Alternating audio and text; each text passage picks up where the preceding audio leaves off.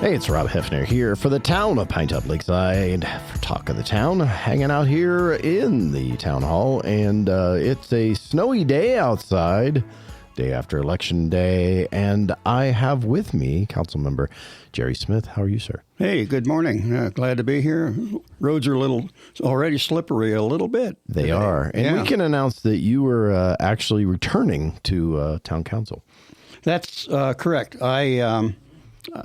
There was a primary election that of 4 people. Yes. I was the last one. Mm-hmm. So the top 3 were selected in the primary, and then Jennifer Brimhall, unfortunately, I say for her, I really feel for her,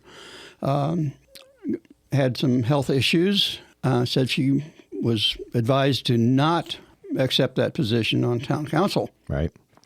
So I had received a majority of the vote. Right. Even though I didn't win, I had, with the way we calculated, I had gotten a majority. So that qualified me to just step in, yes, if you will, for that spot. So now I've been here 8 years. I'll do another 4. There you go. Okay. So we're going to talk a little bit about you. We've covered a couple other council members. And so now it's your turn. Okay. So talk to us a little about your family background. I grew up in Colorado. Small town, about the size of Pinetop. Nice. So, what goes around comes around. I ended up at Pinetop, and I really love the size of this town. But again, it can grow. So I grew up in a little town called Rocky Ford in Colorado, which is famous for its cantaloupes.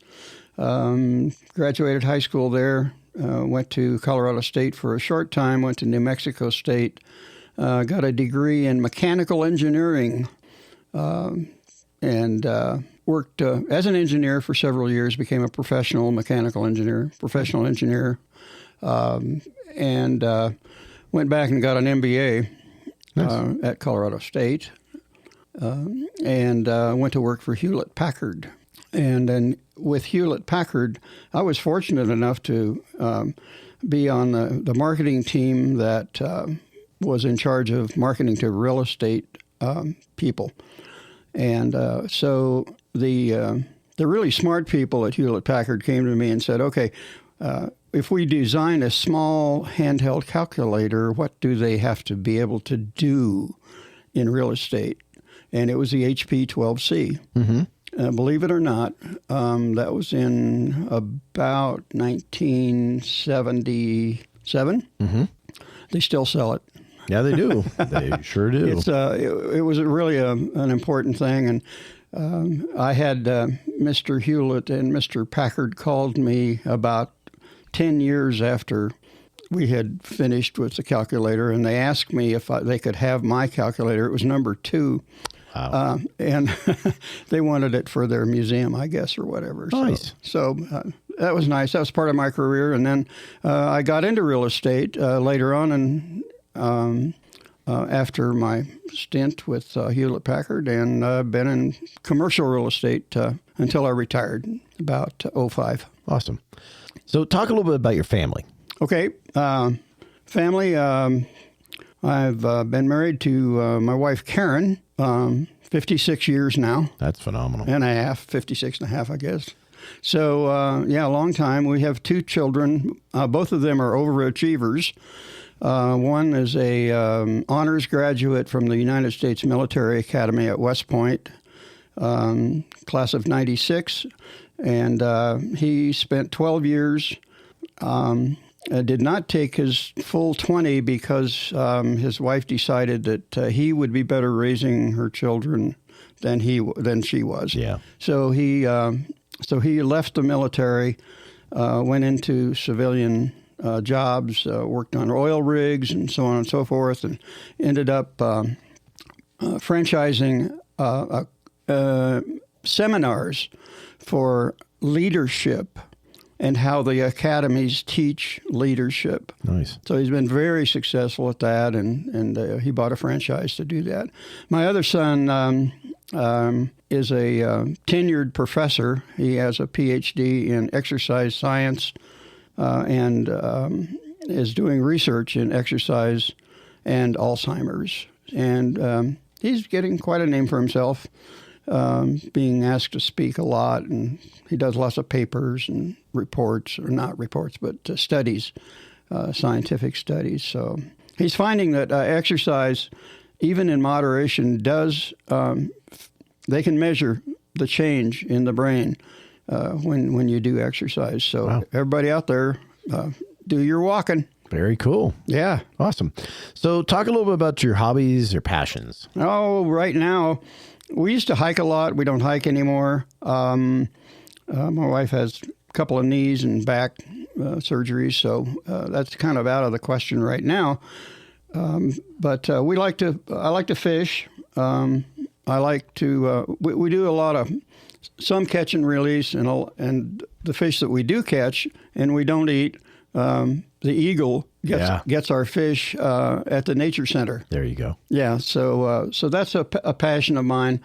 The other is off-road highway OHV riding.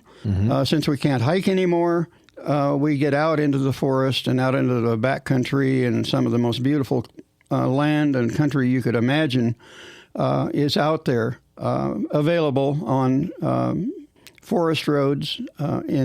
We ride in Arizona mostly, but we go to Utah and ride. We go to Colorado. We've gone to South Dakota, New Mexico, different places to ride, and we've learned a lot about trails there. And we'll get to the Arizona Alpine Trail probably when we talk about some of the organizations that I'm affiliated with. So. Yeah, well, go ahead and talk about that a little bit. Okay, yeah, so the Arizona, because that's sort of community service and things like that. Your previous community service, obviously, been on the council for how many years? 8 years. 8 years, and 6 as vice mayor. 6 as vice mayor. Yeah. Okay. So talk a little bit about the Arizona. Yeah, Arizona Alpine Trail is a 501c3 corporation, and it is partnered with the National Forest Service. We deal with Apache Sitgreaves Forest, the Coconino Forest, and the Tonto. And the reason that we do that is that this trail is about a 750-mile loop trail that goes from Payson to Hannigan Meadow and back. Nice. And it doesn't go through the towns that are between those two. It doesn't even start in Payson. It starts outside of Payson. But it connects to 18 of the little communities, and I call Pinetop-Lakeside a little community. That's one of them. Taylor, Snowflake, Eager, Alpine, Young, Forest Lakes. I'm sure I missed some here, Payson. Yeah. But it helps the economy of the communities because it's bringing people that love the mountains and have never found a place to ride.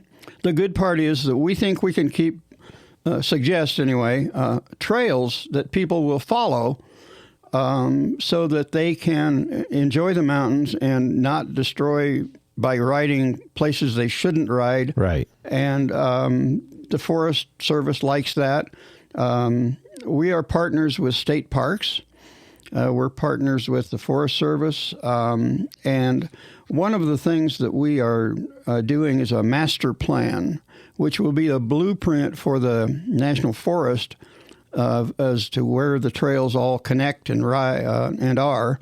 And right now we have been able to get an initial trail that is all on National Forest land. We do not go on tribal, we do not go on BLM, and we do not go on state trust land either. Wow, nice. So we only have one real land manager, if you will, to deal with on that. And so the master plan is a big document. It's a book about an inch thick that provides all the information on the trail.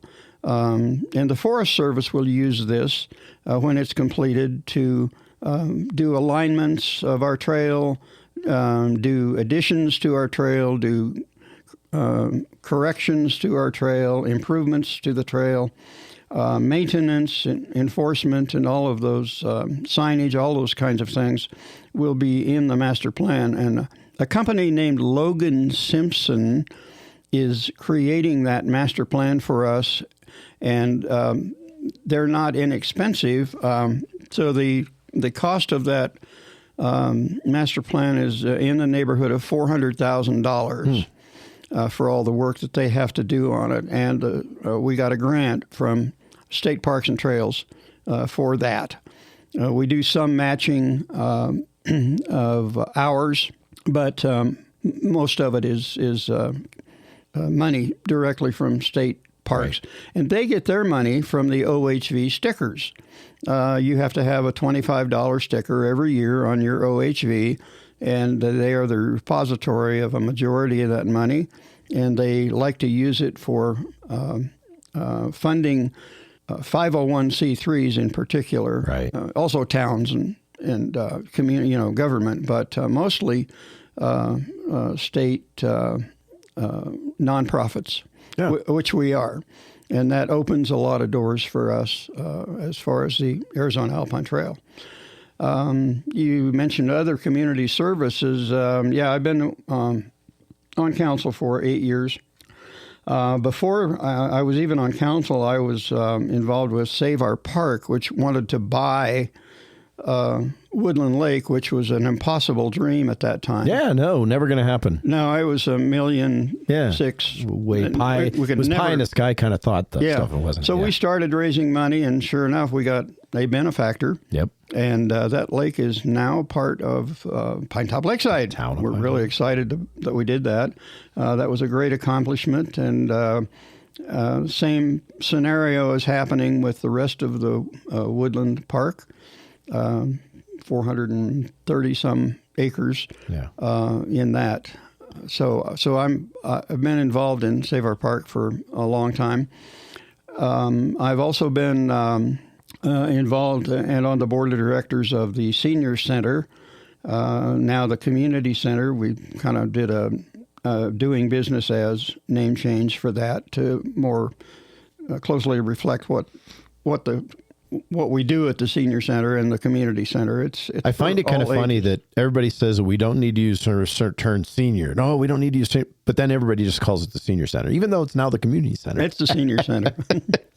So it's almost like we sort of like, no, that's what it is. It's okay. Every time I say Senior Center, I correct myself and say Community Center. But it's kind of the Senior Center, and they serve really good meals. And the town participates every month. I ask the town staff and the council members to help me serve lunch on Fridays, not Fridays, but on the days when the Senior Center has a lot of people, which is, believe it or not, Liver and Onion Day. How about that? That's a big deal for I grew up people. with that, so I kind of get it. Well, Other so many like, people... What the heck? Yeah, really. So many people like liver and onions, but they don't cook it at home. Yeah. So so I've been involved with that. In that regard, I was also chairman of a NACOG, or Northern Arizona Council of Governments Committee, which was the advisory committee to the AAA of Area Agency on Aging. Yes. So I was chairman of that for 2 years. Got in, it's kind of a subset of, or a overview set of all the senior centers around northern Arizona. That was a nice thing that I could do for them. And then also, I'm chairman of the Advisory Council for Transportation. We have a great little bus system here. And it goes, we have two systems. We have one that goes from Pinetop to Show Low through Walmart, of course. And then we have another one that goes all the way up to Holbrook, and it connects to the Greyhound bus depot. Right. So you can actually get on our bus, ride it up to Holbrook, get on Greyhound, and go anywhere in the United States. So it's a great thing. It's supported by the small towns that the bus lines service, and most of the funding is from Arizona Department of Transportation. Very cool. We couldn't do it without that help. So what brought you initially to Pinetop-Lakeside? Pinetop-Lakeside was my vacation place. back in the day when my kids were little. We would come down here from Colorado and spend our 2-week vacation in the White Mountains. My wife's family had bought a summer place in Porter Mountain Estates, and we'd go out there and every summer. And we as we were aging, we decided that this was the place for us. Nice. Okay, and so we actually came up here. The first time was about 1967 was the first time that I came up here. And ever since then, we've just kind of had our eyes on Pinetop-Lakeside as a place to retire.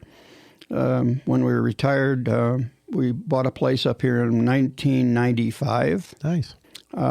Little trailer, and we loved it. And we bought land and built a home in Woodland Hills, and then sold that. And we now have a new home that we built not far from the town hall. I can throw a snowball and hit it. Nice. Now, all that time you spent here, what's your favorite thing in Pinetop-Lakeside? Just the outdoors. I mean, everybody loves the outdoors. They use it in different ways. Like I said, we ride the outdoors and we fish. Not much of a hunter, but we enjoy seeing the deer and the elk and the turkeys and all the wildlife that's out there, and they come right to our backyard. Yeah. So let's talk a little bit about town council. What do you believe that you bring to the town council that's unique, that you bring to the table whenever we're having discussions? Yeah. How about this building? I was very involved early on when I first went on council to work. Carla Bowen and I were both real estate agents as our careers, and we got together and I was a commercial, she was residential, but she has a good sense of what's going on too. But I even helped a little bit with Matt Patterson when we were looking at how to design the building and most efficient use for a business, and I was very familiar with that. So I brought that to the council. The PD building that we're currently constructing is really important too. So the thing that I bring to the council, I guess, is the fact that I listen a lot. I really try to listen to what the town and the people are saying and what they want. And my style of management is what I call the 30,000-foot view. Right. I look at the entire situation. I listen to everybody before I make a decision. I try not to be prejudiced, but or make up my mind early. Right. But, there's always a little leaning of, well, it's this way or this way. But often my mind is changed once I hear the other side. Or another side. And so I reserve judgment on those things until it's time to vote, and try to use my experience and stability, and if you want to call it wisdom, I don't know, but whatever, to make right decisions for the town. And so far, I've been pretty good at that, I think. Good. So, you probably thought you weren't continuing on town council, and now you are continuing on. So what's the one issue in Pinetop-Lakeside that you hope to address for the betterment of the community? Annexation. Okay. The town needs to grow, and it needs to grow smart. So the biggest hurdle, and I just want to say this to everybody that will listen to this, annexation by itself will not increase your property taxes.